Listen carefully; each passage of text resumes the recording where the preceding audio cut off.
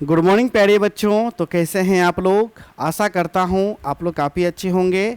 आज आप सभी बच्चों को मैं बीए सेमेस्टर 2 का हिस्ट्री मेजर पेपर 2 का इम्पोर्टेंट ऑब्जेक्टिव क्वेश्चन कराने के लिए आया हूं। किसके लिए? तो जितने भी बिहार विश्वविद्यालय के बच्चे हैं उन सभी बच्चों के लिए जिनका एग्ज़ाम इस वर्ष होने वाला है, यानी 2024 में होने वाला है। बच्चों, बिहार के कुछ यूनिवर्सिटी में तो एग्ज़ाम हो चुका है, जैसे पाटलिपुत्रा यूनिवर्सिटी का एग्ज़ाम बच्चों हो चुका है। तो आज का क्लास का एक यह भी विशेषता है कि मैंने क्या किया है कि पाटलिपुत्रा यूनिवर्सिटी में, ठीक है, जो ऑब्जेक्टिव क्वेश्चन पूछा गया है उस ऑब्जेक्टिव क्वेश्चन को भी मैंने क्या कर दिया है, ऐड कर दिया है। तो इस प्रकार रिवीजन करने में आपको काफ़ी ज़्यादा आसानी होगा। ठीक है, तो अगर आप यह क्लास कर लेते हैं, यकीन मानिए सारा क्वेश्चन इसी क्लास से बच्चों आने वाला है। ठीक है, तो चलिए बच्चों क्लास को अब हम शुरू करते हैं।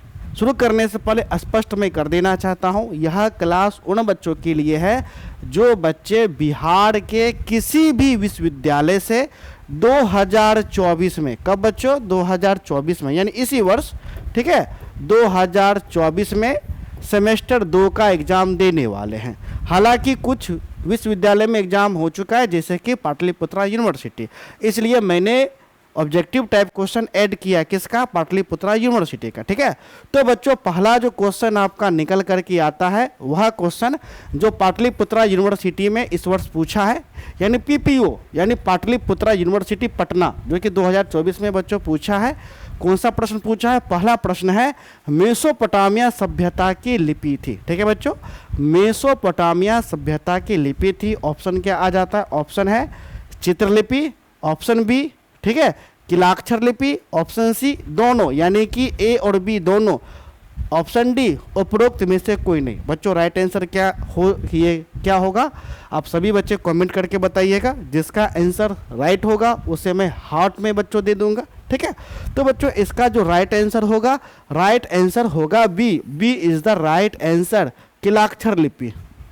ठीक है, अब ये बच्चे किलाक्षर लिपि कैसे होगा? देखो सबसे हम पहले ऑप्शन पे आते हैं, चित्रलिपि। बच्चों चित्रलिपि किसका था? तो हड़प्पा सभ्यता का था। ठीक है, हालांकि हड़प्पा सभ्यता को आप अभी तक नहीं पढ़े, लेकिन आप आगे पढ़िएगा, चाहे सेमेस्टर 3 में हो, 4 में हो या 5 में हो, आपको आगे हड़प्पा सभ्यता तो पढ़ना ही है। ठीक है, तो हड़प्पा सभ्यता का लिपि था चित्रलिपि। ठीक है, लेकिन जो मेसोपोटामिया सभ्यता का लिपि हो जाता है, किलाक्षर लिपि हो जाता है। अब ये भैया किलाक्षर लिपि क्या होता है? तो हड़प्पावासी क्या करते थे कि मिट्टी का एक पट्टी बनाते थे। ठीक है, मिट्टी का एक क्या करते थे? पट्टी बनाते थे, और इसी पट्टी पर ये लोग कीलों से लिखा करते थे। यानी जब ये मिट्टी गीली होती थी, गीली से ऐसे ऐसे करके लिख दिए। लिखने के बाद इसे धूप में सुखा देते थे। क्या करते थे? धूप में सुखा देते थे। क्योंकि उस समय तो कॉपी पेन का प्रचलन तो बच्चों था नहीं, तो ये लोग कैसे लिखते थे? गीली मिट्टी को पट्टी बना लिए इस प्रकार से, और कील से ऐसे ऐसे लिख करके धूप में सुखा दिए। ये आपका क्या हो गया? ये आपका बच्चों लिपि हो गया। तो इसी को क्या कहा गया?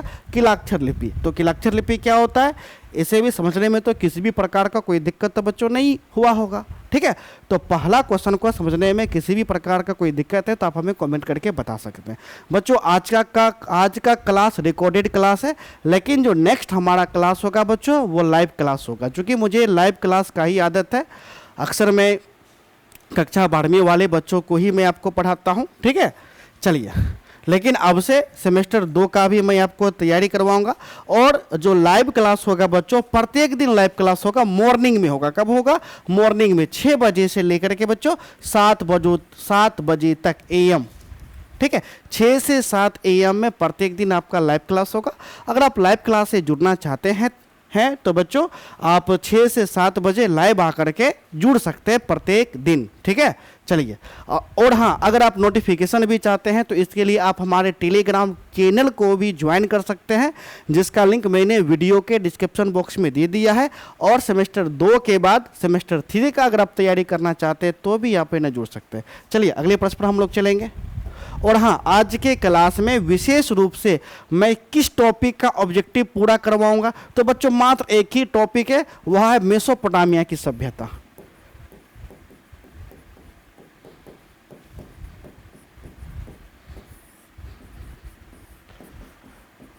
यानी आज का जो हमारा क्लास होगा मेसोपोटामिया का होगा, ठीक है। और मेसोपोटामिया से जितना भी बच्चों क्वेश्चन बनेगा सारा क्वेश्चन आज हम एक ही क्लास में करवाएंगे। फिर उसके बाद अगला सभ्यता लेकर के आएंगे, जो आपका विषय वस्तु का होगा वो हम आपको ऑब्जेक्टिव क्वेश्चन करवाएंगे, ठीक है। चलिए, क्योंकि आज का रिकॉर्डेड क्लास है तो ज़्यादा लंबा क्लास होगा नहीं, मोटा मोटी समझिए 40 से 45 मिनट का आपको क्लास होगा। लाइव क्लास आपको रहता है तो काफ़ी लंबा हम बच्चों खींच हम देते, 2 घंटा 3 घंटा भी खींच हम देते, ठीक है। क्योंकि आप सभी बच्चों को पता होगा नहीं, तो आप एक काम करिएगा, जितने भी आपके साथी होंगे सभी साथी को हमारे वीडियो को शेयर करिएगा, उनको कहिएगा 6 बजे भैया इस चैनल पर चले आने के लिए।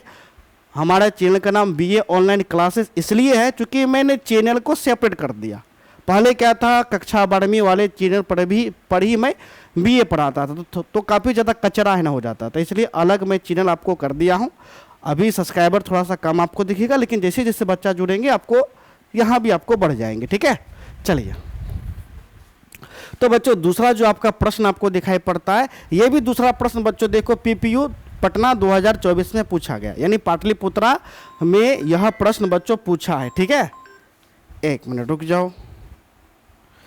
चलो, तो बच्चों प्रश्न क्या है, प्रश्न है निम्नलिखित में से विश्व की प्राचीनतम सभ्यता कौन सी है, ठीक है बच्चों। निम्नलिखित में से विश्व की प्राचीनतम सभ्यता कौन सी है, ये प्रश्न PPU पटना 2024 में पूछा है। PPU का मतलब होता है पाटलिपुत्रा यूनिवर्सिटी, ठीक है। तो निम्नलिखित यानी नीचे जो लिखित है, जो 4 ऑप्शन है, इन ऑप्शन को देखिए और देख करके बताइए कि विश्व की प्राचीनतम सभ्यता कौन सी है। मिस्र मतलब मिस्र की सभ्यता, चीन मतलब चीन की सभ्यता, सिंधु यानी सिंधु घाटी की सभ्यता, मेसोपोटामिया की सभ्यता। बच्चों राइट आंसर क्या होगा, जल्दी से कमेंट करके बताइएगा।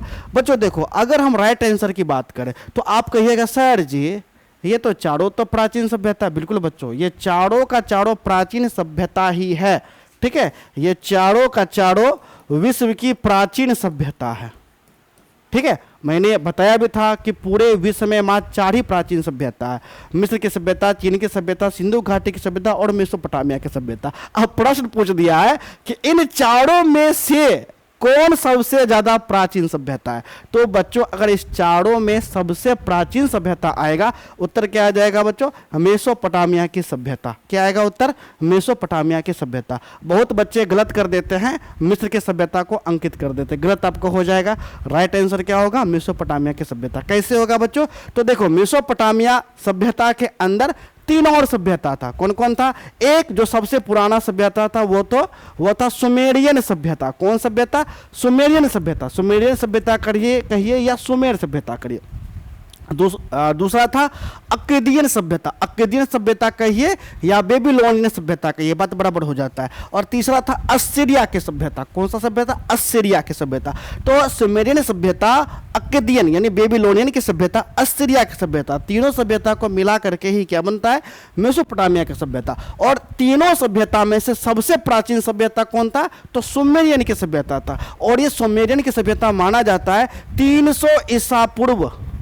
इसका काल कितना माना जाता है, 300 ईसा पूर्व, ठीक, सॉरी 3500 ईसा पूर्व, 3500 ईसा पूर्व। अगर हम 3500 ईसा पूर्व को वर्ष में कैलकुलेट करेंगे तो कितना हो जाएगा, इसमें आप जोड़ दो। आज कितना समय चल रहा है, 2024, 24 को गोली मारो ढेचकाओ, कितना बच गया, 2000। 2000 को तुम भैया जोड़ो, ठीक है।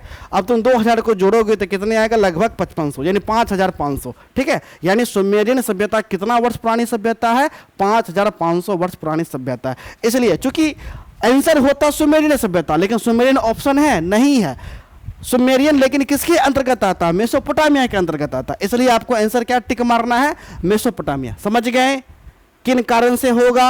अब कोई दिक्कत नहीं ना, दिक्कत है तो कमेंट में लिखो, नहीं है तो भी कमेंट में लिखो, ठीक है।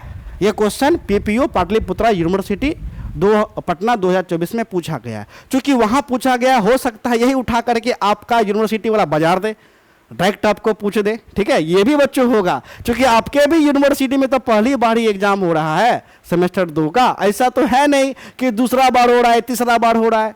तो आपको थोड़ी मार्केट में क्वेश्चन बैंक मिलेगा, नहीं बनेगा, नहीं आपको मिलेगा। तो आपको क्या करना है, जिसका जिसका एग्जाम हो चुका है उसका क्वेश्चन लो, देखो क्या क्या पूछा है, और जो पूछा है उसी को तुम घोड़ करके पी जाओ। निश्चित 50% आपके एग्जाम में चल आएगा, ब्रह्मा जी भी नहीं काटेगा, 50% बच्चों आपको चलाएगा, ठीक है। टेंशन मत लो, सब्जेक्टिव का भी तैयारी हम आपको बेहतर करवा देंगे, शॉर्ट क्वेश्चन, लॉन्ग क्वेश्चन, और हाँ थोड़ा बहुत अगर समय मिले तो मैं लेक्चर भी ले लूँगा जो इम्पोर्टेंट पॉइंट होगा। ठीक है बच्चों, बस आपका प्यार चाहिए, आपका सपोर्ट चाहिए, प्यार बनाते रहिए, सपोर्ट करते रहिए, बस मैं पूरा तैयारी बेहतर आपको करवा दूंगा। चलिए आगे अब हम बढ़ेंगे।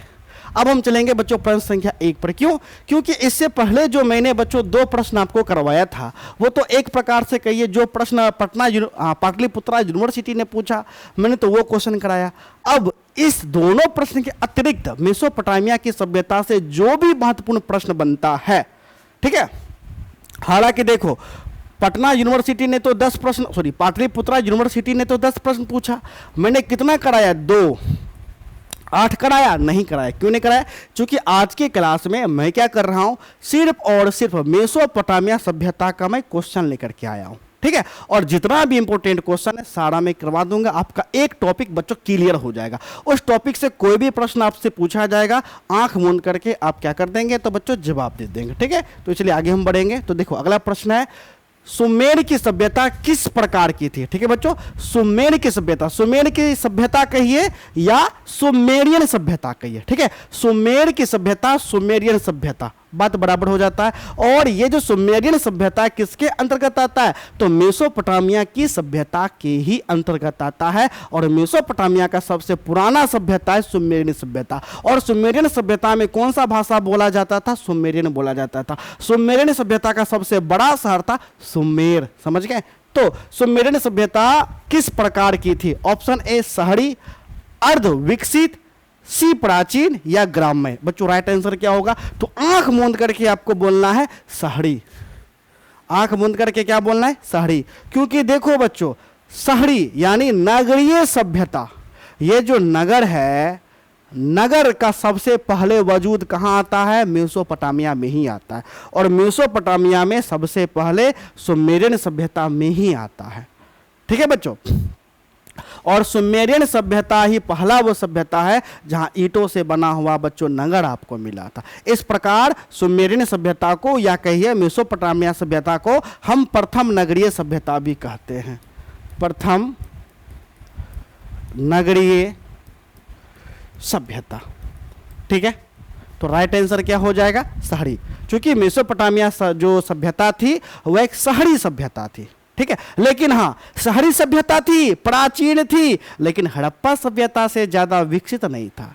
हड़प्पा सभ्यता भी नगरीय सभ्यता, मेसोपोटामिया भी नगरीय सभ्यता, लेकिन मेसोपोटामिया सभ्यता से काफी समृद्ध हड़प्पा सभ्यता था।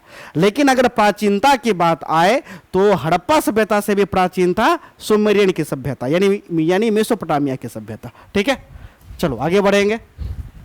समझ में आ रहा है कि नहीं आ रहा है? क्योंकि मैंने लेक्चर तो लिया नहीं, डायरेक्ट आज मैं ऑब्जेक्टिव क्वेश्चन में करा रहा हूँ। आप भी क्या सोचिएगा, सर जी लेक्चर तो लिए नहीं, डायरेक्ट आप ऑब्जेक्टिव क्वेश्चन ही कराने के लिए आ गए। ठीक है, फिर भी टेंशन मतलब मैं ऐसा समझाऊंगा आपका बच्चों प्रॉपर समझ में आएगा, आपको लगेगा नहीं, एहसास नहीं होगा कि डायरेक्ट हम ऑब्जेक्टिव क्वेश्चन करवा रहे हैं, पूरा आपको समझ में आएगा। ठीक है, दूसरा जो बच्चों ऑब्जेक्टिव क्वेश्चन आपका निकल करके आ रहा है, दूसरा आपका ऑब्जेक्टिव क्वेश्चन है प्राचीन काल में, ठीक है, प्राचीन काल में उर नगर कहाँ थी? ठीक है बच्चों, उर नगर कहाँ थी? तो उर नगर ये जो थी बच्चों ये भी थी मेसोपोटामिया सभ्यता में। ठीक है, मेसोपोटामिया, और मेसोपोटामिया का एक बड़ा नगर था, बड़ा नगर था उर नगर, उर नगर। ठीक, और उर नगर जब मेसोपोटामिया अगर हम पढ़ाते तो काफ़ी बेहतरीन ढंग से पढ़ाते कि उर नगर में घर कैसे बना होता था, सड़क कैसे बना होता था, सड़क बना नहीं होता था, टेढ़ा टाढ़ा होता था। ठीक है, तो उर नगर, तो प्राचीन काल में उर नगर कहाँ थी? सुमेर में, चीन में, मिस्र में, रोम में। आप कहिएगा सर जी आपका तो उत्तर गलत हो गया, आपने तो कहा मेसोपोटामिया में, लेकिन यहाँ तो ऑप्शन है ही नहीं। अरे बोकला, मेसोपोटामिया के अंतर्गत 3 गो सभ्यता आता है। सुमेर की सभ्यता सबसे प्राचीन, अक्केदियन या बेबीलोनियन की सभ्यता बीच में, और सबसे अंत में कौन आया? असीरिया की सभ्यता। तो यहाँ सुमेर लिखा हुआ तो मैच कर गया ना सुमेरियन की सभ्यता। तो राइट आंसर क्या होगा बच्चों? सुमेर में। ठीक, प्राचीन काल में उर नगर कहाँ थी? सुमेर में, क्योंकि सुमेर सभ्यता के अंतर्गत सुमेर क्षेत्र में ही, ठीक है बच्चों, उर नगर आपको था। ठीक है, समझने में कोई दिक्कत? अगर मान लो सुमेर ना होकर के मेसोपोटामिया होता तो राइट आंसर मेसोपोटामिया आपका है ना हो जाता। अरे ऑप्शन चेंज करने में थोड़ी क्या यूनिवर्सिटी को समय लगेगा? नहीं लगेगा। आपको कॉन्सेप्ट समझना है। अगर आप कॉन्सेप्ट समझ जाते हैं तो सारा प्रश्न का उत्तर आप आसानी से बच्चों दे देंगे। ठीक है, चलिए प्रश्न संख्या 3, तीसरा जो बच्चों प्रश्न आपका निकल करके आ रहा है, तीसरा प्रश्न है लेखन कला का विकास सर्वप्रथम कहाँ हुआ था? ठीक है बच्चों, लेखन कला का विकास सबसे पहले कहाँ हुआ? लेखन मतलब लिखना, तो बच्चों लेखन कला का सबसे पहले विकास हुआ था मेसोपोटामिया में। कहाँ हुआ था बच्चों? मेसोपोटामिया में। लेखन कला का मतलब होता है लिखने का कला, लिखने के ही कला को ही तो हम लोग है क्या करते हैं? साक्षरता, यानी जिसको लिखना आ जाए। अब देखो जो लिख रहा है इसका मतलब कोई दूसरा पढ़ने वाला होगा। यहाँ पर बच्चों मैंने अगर लिखा है तो दूसरा निश्चित ही पढ़ने वाला होगा। ऐसा तो नहीं ना है कि हम ही लिख रहे और हम ही खुद पढ़ करके समझ पा रहे और बाकी लोग ना ही लिख पा रहा है ना ही पढ़ पा रहा है। ठीक, तो लेखन कला का विकास कहाँ हुआ था? तो मेसोपोटामिया की सभ्यता में। तो मेसोपोटामिया वासी कैसे लिखते थे? उनके पास कागज पेन नहीं होता था, फिर भी वो कैसे लिखते थे? तो वो क्या करते थे? मट्टी लेते थे और मट्टी में पानी मिलाते थे और इसको आटा की तरह गूंथ लेते थे। ठीक, आटा की तरह गूंथ लिए। अब इस गूथे हुए मिट्टी को ये लोग क्या करते हैं? जैसे देखो कोई मूर्तिकार मूर्ति बनाता है तो मूर्ति बनाने से पहले मिट्टी को गूंथता है, उसी प्रकार ये लोग क्या करता था? मिट्टी को गूंथ लेता था और गूंथने के बाद एक पट्टी बनाता था। क्या बनाता था? पट्टी। ठीक है, अब ये जो पट्टी है थोड़ी गीली पट्टी है, थोड़ी क्या है? गीली पट्टी है, और इस पट्टी पर चपटी होती थी और चपटी होने के बाद इसको लिख दिया कि फलना बाबू का इतना रुपया बाकी है, फलना बाबू गेहूं लेके गया, चिल्ला बाबू अभी तक टमाटर नहीं दिया, लिख दिया। चूंकि ये गीली है, अब इसको ये लोग क्या करते थे? धूप में सिखा देते थे। क्या करते थे? धूप में सुखा देते थे, और जैसे ही यह धूप में सूखता था यह टटा जाता था, एकदम पक जाता था और यह कठोर हो जाता था, और इस पर लिखा हुआ चीज जल्दी मिटता नहीं मिटता। तो ये लोग इस पर किससे लिखते थे? तो एकदम जो होता था पीन वाला, कील टाइप, एकदम पीन वाला जो कील टाइप का होता, उसी से ये लोग लिखा करते थे। ठीक है, तो इस प्रकार हम कह सकते हैं लेखन कला का विकास सर्वप्रथम बच्चों सबसे पहले कहाँ हुआ? चीन में, मिस्र में, सिंधु घाटी सभ्यता में या सुमेर में? वही बात हो गया सुमेर में। कैसे होगा? क्योंकि सुमेर की सभ्यता किसके अंतर्गत आता है? मेसोपोटामिया के अंतर्गत। और हाँ, अगर पूछा जाएगा कि लेखन कला में सबसे पहले कागज का आविष्कार कहाँ हुआ, ठीक है, कागज का प्रचलन कहाँ हुआ, तब जाकर के उत्तर हो जाएगा चीन में, क्योंकि चीन में पहले कागज का प्रचलन आपको हुआ था। ठीक है, लेकिन सुमेर में कागज का नहीं था। ये लोग कैसे लिखते थे? तो मिट्टी की पट्टी पर आपको लिखा करते थे। समझ गए? चलिए तो आगे हम, अगर कोई डाउट आ रहा है, चूंकि लाइव क्लास तो बच्चों चल रहा है, नहीं कि आपको डाउट है और आप लाइव पूछे, कोई भी डाउट हो तो कमेंट करके पूछिएगा। यकीन मानिए मैं अवश्य रूप से रिप्लाई दूंगा। ठीक है, रिप्लाई दूंगा 24 घंटा के अंदर। अगर आप नहीं देखते हैं कि सर ने मेरा रिप्लाई नहीं दिया, फिर आप जो माने सो कमेंट आप कर सकते हैं। ठीक है, चलो आगे हम बढ़ेंगे। चौथा जो बच्चों प्रश्न आपका निकल करके आता है, चौथा प्रश्न है हम्मुराबी कहाँ का महान राजा था? ठीक है बच्चों, हम्मुराबी कहाँ का महान राजा था? ऑप्शन ए मिस्र का, चीन का, बेबीलोन का या क्रीट का? उत्तर क्या हो जाएगा बच्चों? बेबीलोन का। और बेबीलोन यह भी किसके अंतर्गत आएगा? मेसोपोटामिया सभ्यता के अंतर्गत, क्योंकि मेसोपोटामिया सभ्यता के अंदर 3 सभ्यता आता है, सुमेरियन, बेबीलोनियन कोई अकदियन भी हम लोग कहते हैं, और अंत में असीरियन। ठीक है, और देखो बेबीलोनियन सभ्यता का जो शहर हुआ करता था सबसे बड़का, वह था बेबीलोन। ठीक है, तो बेबीलोन का ही राजा था हम्मुराबी।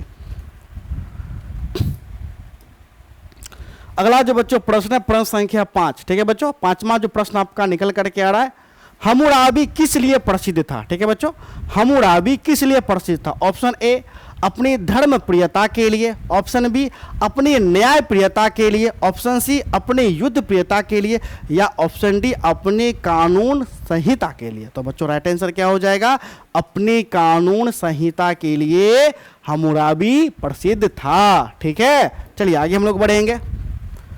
छठा प्रश्न, छठा जो बच्चों प्रश्न आपका निकल करके आ रहा है, छठा प्रश्न है असीरियन साम्राज्य का, ठीक है, असीरियन साम्राज्य का संस्थापक कौन था? ऑप्शन ए त्रिगलब्ध पिलेसर प्रथम, option B Sennacherib, option C Ashurbanipal, या ऑप्शन डी अखनाटन। तो राइट आंसर क्या हो जाएगा? तो राइट आंसर ए हो जाएगा त्रिगलब्ध पिलेसर प्रथम। ये क्या हो जाते हैं? तो असीरियन सभ्यता का संस्थापक। असीरियन सभ्यता भी किसके अंतर्गत आएगा? तो बच्चों मेसोपोटामिया की सभ्यता के ही अंतर्गत आएगा। ठीक है, चलिए आगे हम लोग बढ़ेंगे। फास्ट में थोड़ा अब हम खींचेंगे। ठीक है, सातवां जो बच्चों प्रश्न आपका निकल कर आ रहा है, सातवां प्रश्न है असीरियन क्यों प्रसिद्ध थे? ठीक है बच्चों, असीरियन क्यों प्रसिद्ध थे? ऑप्शन ए अपने दयालुता के लिए, ऑप्शन बी अपनी वीरता के लिए, ऑप्शन सी अपनी क्रूरता के लिए, या ऑप्शन डी अपनी धर्म प्रियता के लिए। बच्चों राइट आंसर क्या हो जाएगा? तो राइट आंसर हो जाएगा अपनी क्रूरता के लिए। ठीक है बच्चों, अपनी क्रूरता के लिए असीरियन लोग क्या थे? तो प्रसिद्ध थे। ठीक है, चलिए बच्चों आगे हम लोग बढ़ेंगे। अगला जो बच्चों प्रश्न आपका हो जाता है, अगला आपका प्रश्न है प्रश्न संख्या 8, 8वां प्रश्न है असीरिया का राष्ट्रीय देवता कौन था? ठीक है बच्चों, असीरिया का राष्ट्रीय देवता कौन था? ऑप्शन ए मार्डुक, ठीक है, मार्डुक होगा, option A Marduk, option B Ishtar, option C Ashur, या ऑप्शन डी समक। तो बच्चों राइट आंसर क्या हो जाएगा? राइट आंसर इसका असुर हो जाएगा। असीरिया का राष्ट्रीय देवता असुर था। ठीक है, इनके कई देवता थे, इतना देवता थे कि माथा खराब हो जाएगा। ठीक है, छोटा मोटा मिला करके लगभग इनका 3600 देवता था। ठीक है, चलो चैप्टर पढ़ाते तो काफी ज्यादा अच्छा लगता। आगे हम लोग बढ़ते हैं। अगला जो बच्चों प्रश्न आपका निकल करके आ रहा है, अगला प्रश्न है प्रश्न संख्या 9, असीरिया का अंतिम किंतु सर्वश्रेष्ठ और महान शक्तिशाली सम्राट कौन था? Option A Hammurabi, option B Ashur व Nepal, option C Tiglath Pileser तृतीय, या ऑप्शन डी मार्डुक। तो बच्चों राइट आंसर क्या हो जाएगा? राइट आंसर आपका बी हो जाएगा असुर बनीपाल। ठीक है, चलिए आगे हम लोग बढ़ेंगे। अगला जो बच्चों प्रश्न आपका हो जाता है प्रश्न संख्या 10, 10वां प्रश्न है बेबीलोन में किसने दासों की स्थिति में सुधार लाया? जो बच्चों बेबीलोन था, बेबीलोन कहाँ था? तो बेबीलोनियन सभ्यता का शहर हुआ करता था बेबीलोन। ठीक है, तो बेबीलोन में किसने दासों की स्थिति में सुधार लाया? ऑप्शन ए हम्मुराबी ने, ऑप्शन बी असुर बनीपाल ने, ऑप्शन सी समसस ने, या ऑप्शन डी सेनासेरिब ने। तो बच्चों राइट आंसर क्या हो जाएगा? तो राइट आंसर इसका बी हो जाएगा असुर बनीपाल ने। क्या हो जाएगा? असुर बनीपाल ने। ठीक है, चलिए 11वें प्रश्न पर हम लोग आते हैं। 11वां जो बच्चों प्रश्न आपका निकल करके आता है प्रश्न संख्या आपका 11 है असीरियन साम्राज्य की आधारशिला थी। जो बच्चों असीरियन सभ्यता थी, असीरियन सभ्यता की आधारशिला कौन थी? ऑप्शन ए अच्छी आर्थिक स्थिति, ऑप्शन बी सशक्त सैन्य व्यवस्था, ऑप्शन सी धर्म प्रियता, या ऑप्शन डी इनमें से कोई नहीं। तो बच्चों राइट आंसर क्या हो जाएगा? राइट आंसर अच्छी आर्थिक स्थिति। ठीक है, असीरियन सभ्यता की आधारशिला अच्छी आर्थिक स्थिति ही थी। बच्चों आगे का ऑब्जेक्टिव कराने से पहले आप सभी को मैं बताना चाहूंगा कि कल से अगर आप लाइव ज्वाइन करना चाहते हैं, ठीक है, चूंकि बीए सेमेस्टर 2 का अब मैं एक दिन में 2-3 लाइव क्लास में आपको प्रोवाइड करूंगा हिस्ट्री का। अगर आप जुड़ना चाहते हैं, बेहतर तैयारी करना चाहते हैं, तो आप अवश्य रूप से हमारे टेलीग्राम चैनल पर जुड़ जाओ। ठीक है, टेलीग्राम चैनल का लिंक मैंने अपने वीडियो के डिस्क्रिप्शन बॉक्स में दे दिया है, लिंक को क्लिक करो और ज्वाइन हो जाओ। टेलीग्राम चैनल का नाम है बीए, ठीक है, हम आपको लिख देते हैं BA online classes for Bihar university. ठीक है, या तो आप टेलीग्राम पर सर्च करके ज्वाइन कर लो, या लिंक आपको वीडियो के डिस्क्रिप्शन बॉक्स में मिल जाएगा। और हाँ, चैनल को सब्सक्राइब कर देना, अपने मित्रों में अवश्य रूप से शेयर कर देना, क्योंकि ज़्यादा बच्चा जुड़ेगा तो हमको भी पढ़ाने में अच्छा लगेगा, आपको भी पढ़ने में अच्छा लगेगा। ठीक है, तो बढ़वा बच्चों प्रश्न है, अनु कहाँ के देवता थे। ठीक है बच्चों, अनु कहाँ के देवता थे। ऑप्शन ए मिस्र के, ऑप्शन बी असीरिया के, ऑप्शन सी बेबीलोन के, या ऑप्शन डी सुमेर के। तो बच्चों राइट क्या हो जाएगा, अनु जो देवता था वह सुमेर के थे। कहाँ के देवता थे बच्चों, सुमेर के देवता थे। ठीक है, चलिए आगे हम लोग बढ़ेंगे। अगला जो बच्चों प्रश्न आपका हो जाता है, अगला प्रश्न है प्रश्न संख्या 13वां प्रश्न है, सुमेर में छोटे छोटे देवताओं की संख्या कितने थी। बच्चों मैंने बताया था ना कि सुमेर में छोटे छोटे देवताओं की संख्या कितने थी। सुमेर में छोटे बड़े देवताओं की संख्या कितना थी, यानी छोटा बड़ा मिला करके के कुल कितना देवी देवता था।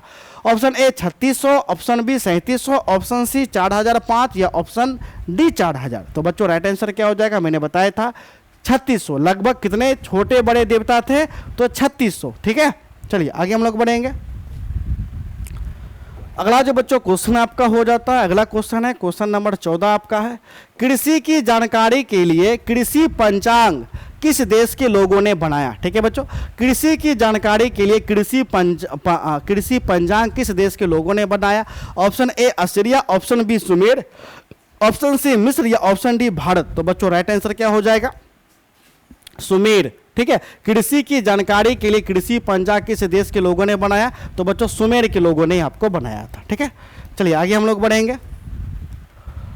अगला जो बच्चों प्रश्न आपका हो जाता है, अगला प्रश्न है प्रश्न संख्या आपका 15 है, बेबीलोन ने किस नगर की खुदाई से हम्मुराबी की कानून संहिता मिली थी। ठीक है, बेबीलोन के किस नगर की खुदाई से हम्मुराबी की कानून संहिता मिली थी। Option A Susa, option B Harappa, option C नामदा, या ऑप्शन डी इनमें से कोई नहीं। बच्चों हड़प्पा तो सिंधु घाटी सभ्यता में दिखाई पड़ेगा, इसलिए ये तो बी वाला तो होगा नहीं। तो राइट आंसर क्या हो जाएगा बच्चों, राइट आंसर आपका सूसा हो जाएगा। क्या हो जाएगा राइट आंसर, सूसा। ठीक है, चलिए आगे हम लोग बढ़ेंगे। अगला जो आपको बच्चों प्रश्न आपका हो जाता है प्रश्न संख्या 16 आपका प्रश्न है, मार्डुक किस देश के प्रमुख देवता थे। ठीक है बच्चों, मार्डुक किस देश के प्रमुख देवता थे। Option A Assyria, option B मिस्र, ऑप्शन सी बेबीलोन, या ऑप्शन डी सीरिया। तो बच्चों राइट आंसर क्या हो जाएगा, बेबीलोन। ठीक है, तो बेबीलोन के प्रमुख देवता मार्डुक थे। चलिए आगे हम लोग बढ़ेंगे। अगला जो बच्चों प्रश्न आपका हो जाता है प्रश्न संख्या 17वां आपका प्रश्न है, सुमेरियन शब्दों का समेटिक भाषा में रूपांतरण करना किनकी उपलब्धि थी। Option A Babylon, option B Bharat, option C मिस्र, या ऑप्शन डी चीन। तो बच्चों राइट आंसर क्या हो जाएगा, बेबीलोन। ठीक है, चलिए आगे हम लोग बढ़ेंगे।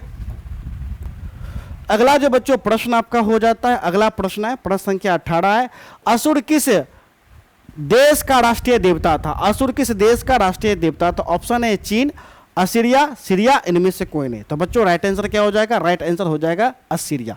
ठीक है, असीरिया का प्रमुख देवता असुर था। ठीक है बच्चों, इसके अलावा बच्चों एक और इंपॉर्टेंट क्वेश्चन पूछा जाएगा जो कि मैंने आपको नहीं दिया है। प्रश्न आपको पूछा जाएगा, मेसोपोटामिया किस नदी के किनारे स्थित था। तो पूछेगा तो उत्तर हो जाएगा दजला और फरात नदी के बीच में। ठीक है, चलिए तो बच्चों आज मैंने मेसोपोटामिया से जुड़ा हुआ महत्वपूर्ण क्वेश्चन तो ऑब्जेक्टिव करवा दिया, लेकिन कल का जो लाइव क्लास होगा, जो नेक्स्ट हमारा लाइव क्लास होगा, ठीक है, तो नेक्स्ट क्लास में हम क्या करेंगे, जो आपका बच्चों 5 यूनिट है ना, हम 5 यूनिट के लिए 5 क्लास लेकर के आएंगे ऑब्जेक्टिव का, और एक क्लास में पूरा 1 यूनिट का जितना भी ऑब्जेक्टिव बनेगा वो हम पूरा करवा देंगे।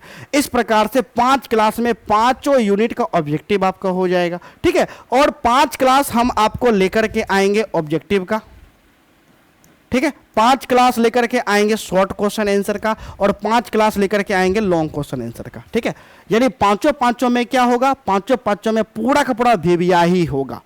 तो इस प्रकार से एक दिन में मैं लगभग 2 क्लास लेकर के आऊंगा। ठीक, और एग्जाम से पहले ये जो पूरा कोर्स है बच्चों मात्र हम 1 महीना में कंप्लीट करवा देंगे। ठीक, तो जिस बच्चे का 1 महीना बाद एग्जाम है वे बच्चे बेहतर तैयारी कर सकते हैं इस चैनल पे। यकीन मानिए 1 महीना में आप इतना बेहतर तैयारी कर लेंगे, आपका 80% कम से कम नहीं आया तो आप कमेंट आकर के कहना एग्जाम के बाद।